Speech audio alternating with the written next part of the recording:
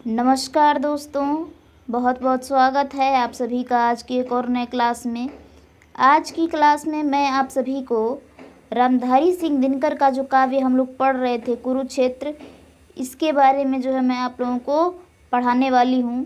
पिछले 2 वीडियोज़ में जो है मैंने आप लोगों को इनकी बहुत सारी पंक्तियाँ पढ़ा दी हैं। अगर आपने वो वीडियो नहीं देखा है तो प्लीज़ प्लेलिस्ट में वीडियो है, आप जाके वहाँ से देख लीजिए, उसको समझ लीजिए, फिर उसके बाद में आके जो है आप ये इस वीडियो को देख सकते हैं। तो जितने भी स्टूडेंट्स जो इस वर्ष यदि 4th सेमेस्टर में हैं, किसी भी यूनिवर्सिटी से हों, अगर उन्होंने अपने मेजर पेपर में हिंदी साहित्य लिया हुआ है तो यह वीडियो जो है उनके लिए बहुत ही महत्वपूर्ण है, क्योंकि इस वीडियो में जो है मैं आप सभी को हिंदी के मेजर पेपर 5 का छायावदोत्तर हिंदी कविता जो है हम लोग पढ़ रहे हैं। रामधारी सिंह दिनकर जो यूनिट 3 में हमको पढ़ना है, इनके काव्य के बारे में कुरुक्षेत्र जो है। तो यह वीडियो जो है कुरुक्षेत्र का अंतिम भाग होने वाला है, अंतिम वीडियो होने वाला है, जिसमें मैं आप सभी को इनकी सारी पंक्तियों को पढ़ाने वाली हूँ। तो इस वीडियो को बहुत ही ध्यान से देखिएगा आप लोग।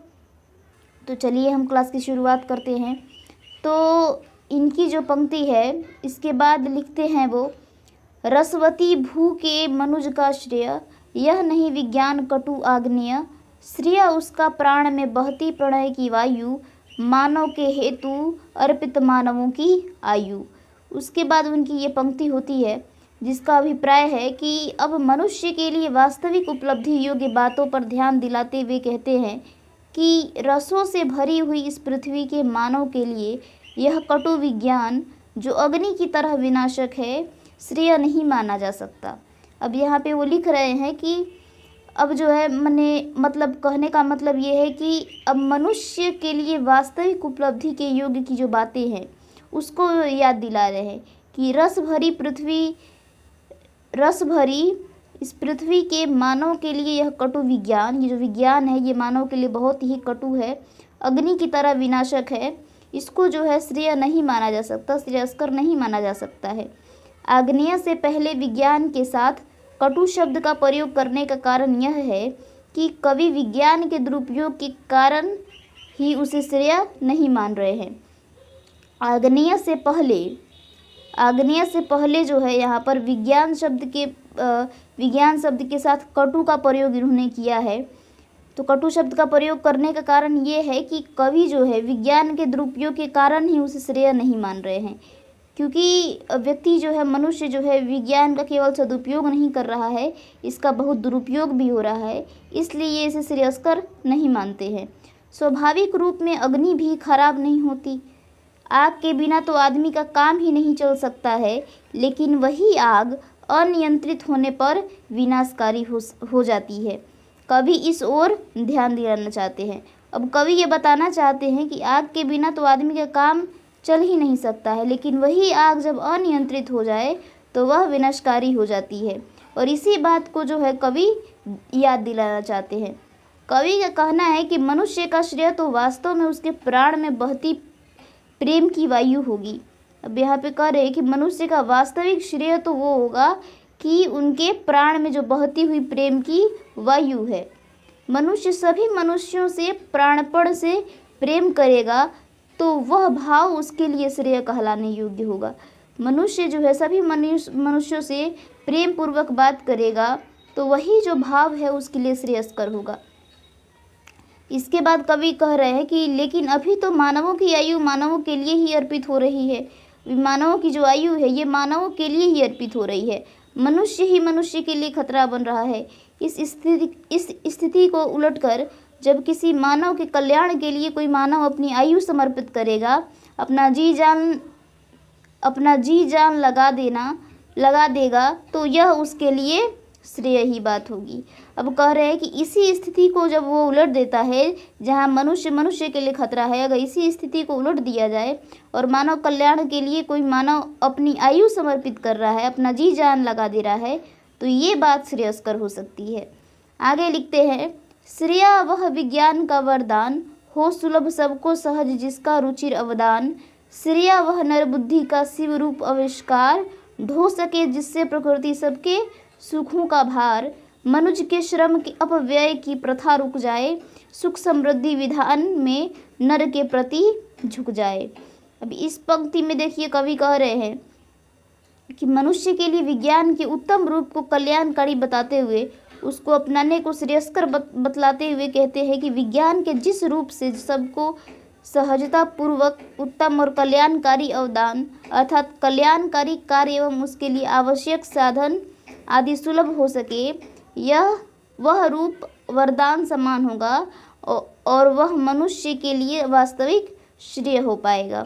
अब यहाँ पे कवि क्या कह रहे हैं? कवि कह रहे हैं कि विज्ञान के जिस रूप से सबको सहजता पूर्वक उत्तम और कल्याणकारी अवदान मिल रहा हो, अर्थात कहने का मतलब ये है कि कल्याणकारी कार्य हो एवं उसके लिए आवश्यक साधन उपलब्ध हो सके, वही जो है असली वरदान माना जाएगा।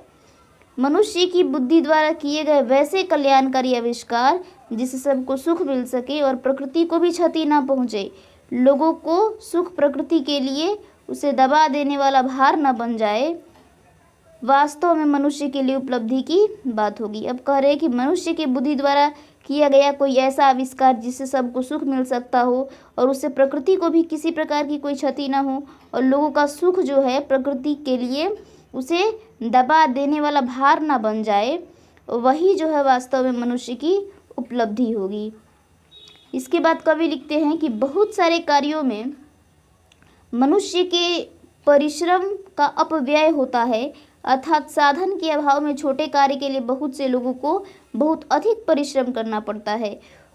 उस स्थिति को बदलने के लिए यदि विज्ञान का उपयोग किया जाए, मनुष्य के सुख समृद्धि के आयोजन में प्रकृति भी झुक जाए, अर्थात विज्ञान के द्वारा ऐसे कार्य हों जिससे वास्तव में मनुष्य के सुख समृद्धि में इतनी वृद्धि हो जितनी प्राकृतिक रूप से कभी नहीं हो सकती थी, तो वह मनुष्य के लिए श्रेय की बात होगी। अब कवि लिख रहे हैं कि बहुत सारा ऐसे जो कार्य होता है, जो मनुष्य परिश्रम करता है, दिन रात मेहनत करता है, किंतु उसको उसके अनुसार फल नहीं मिलता, परिणाम नहीं मिलता। छोटे छोटे कामों के लिए भी जो है उसे बहुत अधिक परिश्रम करना पड़ता है। तो उस स्थिति को अगर बदलने के लिए हम लोग विज्ञान का प्रयोग कर रहे हैं, तो उस विज्ञान का प्रयोग करने के बाद यदि मनुष्य के जीवन में सुख समृद्धि आ जाता है और मनुष्यों के साथ साथ विज्ञान के साथ साथ यदि प्रकृति भी झुक जाए उसमें मदद करने के लिए, तो विज्ञान के द्वारा कहने का मतलब है कि वो मनुष्य के लिए श्रेयस्कर हो सकता है। विज्ञान के द्वारा ऐसा कार्य हो जो मनुष्य के सुख समृद्धि में इतनी वृद्धि कर दे जितना कि आज तक प्राकृतिक रूप से भी कभी नहीं हो पाया, तो ये जो है मनुष्य के लिए श्रेयस्कर सिद्ध हो सकता है।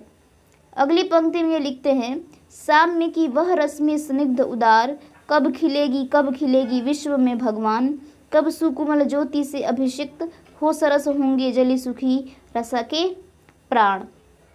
अब फिर ये भगवान से कह रहे हैं, मनुष्य के लिए आदर्श स्थिति की कामना से विह्वल होकर प्रार्थना भाव से भगवान से पूछने के स्वर में कहते हैं कि हे भगवान, मनुष्यों के बीच बराबरी स्थापित करने वाली व कोमल और उदार, सबके प्रति नरमी अपनेपन का भाव बिखेरने वाली किरण इस विश्व में कब खिलेगी?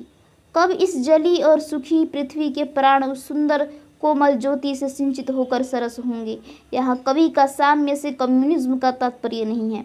अब यहाँ पे कवि जो है किस तरीके से भगवान से प्रार्थना कर रहे हैं कि इस विश्व में कब जो है मनुष्यों के बीच में बराबरी स्थापित करने वाली जो कोमल और उदार, सबके प्रति नरमी और अपनेपन का जो भाव है और बिखेरने वाली जो किरण है, वो इस विश्व में कब खिलेगी? ये प्रश्न कर रहे हैं। कब जो है इस पृथ्वी पर ये जो जली और सुखी पृथ्वी का जो प्राण है, इसको सुंदर कोमल ज्योति से कब सिंचित करेंगे? यहाँ पे कवि प्रश्न कर रहे हैं। कम्युनिज्म में नास्तिक भाव को प्रश्रय दिया जाता है, कवि आस्तिक है। अब वहाँ साम्य भाव से कम्युनिज्म का बात नहीं है, क्योंकि कम्युनिज्म जो है उसमें नास्तिक भाव आता है और कवि आस्तिक है। उनके अनुसार आदमी के बीच समानता स्थापित करने के लिए नास्तिकता ज़रूरी नहीं है। अब कवि ये भी लिखते हैं कि यदि आदमी और आदमी, दो आदमियों के बीच में यदि समानता स्थापित करनी है तो आवश्यक नहीं है कि आप नास्तिक हों। हम भगवान से जैसे और बहुत कुछ मांगते हैं, कामना करते हैं, वैसे ही सद्बुद्धि भी मांग सकते हैं जिससे समाज की विषमता को दूर कर सके। हम भगवान से बहुत सारी चीज़ें मांगते हैं, उसी प्रकार से हम भगवान से सद्बुद्धि भी मांग सकते हैं ताकि जो समाज में विषमता फैली हुई है इसको हम दूर कर सकें। यहाँ कविता की अंतिम पंक्ति में जली सूखी रसा का प्रयोग करके कवि गहरी विडंबना को द्योतित करते हैं कि स्वाभाविक रूप से जो पृथ्वी रसों से परिपूर्ण है, जल का अकूत भंडार है, वही पृथ्वी मनुष्य के विनाशकारी कार्यों से मानो जल गई है, सूख गई है। अब अंतिम में यह जली सूखी रसा के प्राण जो शब्द का वाक्य का प्रयोग करते हैं यहाँ पे कवि, इससे बहुत ही गहरी विडंबना को उद्योतित करते हैं और कहते हैं कि यहाँ पर जो पृथ्वी थी हमारी, ये रसों से परिपूर्ण हुआ करती थी, जल का अकुत भंडार हुआ करती थी। यही पृथ्वी मनुष्य के विनाशकारी कार्यों से मानो पूरी तरीके से जल चुकी है, सूख चुकी है। हर आदमी दूसरे से अधिक खुद को पाना चाहता है और इसके लिए दूसरे को नुकसान पहुंचाने में, उसका हक भी छीनने में हिचकिचाता नहीं है। अब कवि कह रहे हैं कि जितना भी आदमी है वो हमेशा दूसरों से आगे बढ़ना चाहता है, दूसरों से बेहतर करना चाहता है और दूसरे को नुकसान पहुंचाने में भी जो है, उसका हक छीनने में भी वो हिचकिचाता नहीं है। इसी से सारी समस्या उत्पन्न होती है। इसलिए यदि साम्य भाव आ जाए, मनुष्य के मन में यह भाव बस जाए कि सबको समान रूप से जीने का अधिकार है, तो सबको समान रूप से जीने का अधिकार है और किसी को बहुत अधिक और किसी को कम नहीं होना चाहिए, तो संसार में सुख शांति छा जाएगी। अब इसी पर कवि लिखते हैं कि यदि मनुष्य के अंदर साम्य भाव आ जाए, यदि उसके मन में ये भाव आ जाए कि सबको सामान्य रूप से जीने का अधिकार है, किसी को किसी से ज़्यादा नहीं मिलना चाहिए, किसी को किसी से कम नहीं मिलना चाहिए, तब जो है संसार में सुख शांति का भाव आ जाएगा। इसी भाव से कवि ने कुरुक्षेत्र के 3 सर्ग में कहा है कि शांति नहीं तब तक जब तक सुख भाग न नर का सम हो, नहीं किसी को बहुत अधिक हो, नहीं किसी को कम हो। अब ये कुरुक्षेत्र के 3 सर्ग में ये बात कही गई है, कवि के द्वारा लिखा गया है इसमें। तो ये था आपका पूरा काव्य जो मैंने आप लोगों को पढ़ा दिया है। पिछले 3-4 वीडियोज़ में जो है मैंने ये ख़त्म कर दिया है। अब क्योंकि आपकी परीक्षाएं बहुत नज़दीक आ चुकी हैं, संभव है कि अगले मंथ यानी कि दिसंबर के शुरुआत में आपका एग्ज़ाम हो, तो आप लोग बहुत ही बेहतर ढंग से प्रिपरेशन कीजिए। और मैं भी प्रयास करती हूँ कि 1 महीने के अंदर जो है आपका सिलेबस पूरी तरीके से मैं ख़त्म करवा दूँ, ताकि आपको किसी भी तरीके की कोई परेशानी ना हो। और अगर आप लोगों ने हमारे यूट्यूब चैनल को सब्सक्राइब नहीं किया है तो प्लीज़ जाके सब्सक्राइब कर लीजिए, ताकि आने वाली हर वीडियो का नोटिफिकेशन आप तक पहुंच जाए। और यदि 1 महीने के अंदर जो है आपका सिलेबस कवर नहीं हो पाता है, तो हम प्रयास करेंगे कि 1 शॉट वीडियोज़ जो है लाएँ, ताकि बहुत जल्द से जल्द आपका सिलेबस कवर हो जाए। तो आप लोग जो है हमारे चैनल पर बने रहिए और हमें सपोर्ट करते रहिए, ताकि हम आपके लिए आगे वीडियोस लाते रहें। और आप लोग जो है वीडियो को लाइक शेयर सब्सक्राइब ज़रूर कर दीजिएगा और कमेंट बॉक्स में ज़रूर बताइएगा कि आपको जो है क्लासेस कैसी लगती हैं, क्योंकि आपके कमेंट्स से जो है हमें मोटिवेशन मिलता है कि आगे हम वीडियो को बनाएं। तो आगे कमेंट करके ज़रूर बताइएगा आप लोग कि आपको अगली वीडियो जो है किस टॉपिक पे चाहिए और किस यूनिट का चाहिए। तो मैं मिलती हूँ आप लोगों से अगले वीडियो में, तब तक के लिए आप सभी को राधे राधे।